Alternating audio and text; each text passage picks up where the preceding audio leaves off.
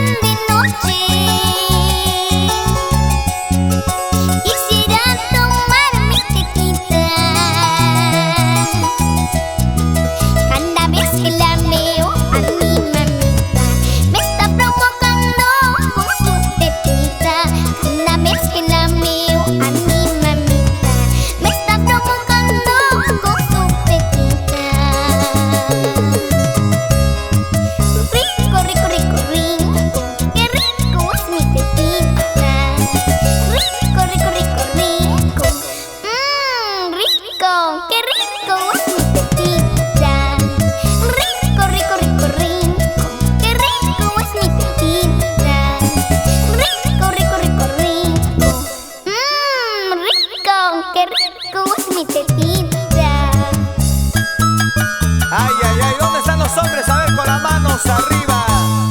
Los hombres de 18 para arriba, que también les gusta. Sí, eso mismo. Ay, vida, vida. ¡Echa!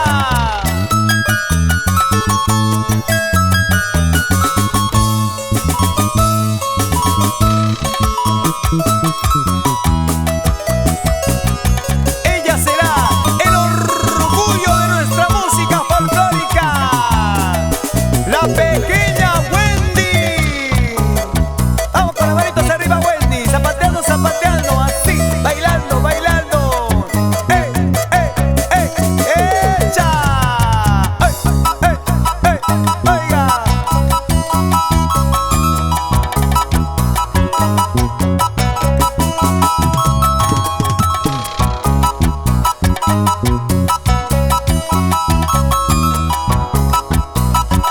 Gracias por estar ahí.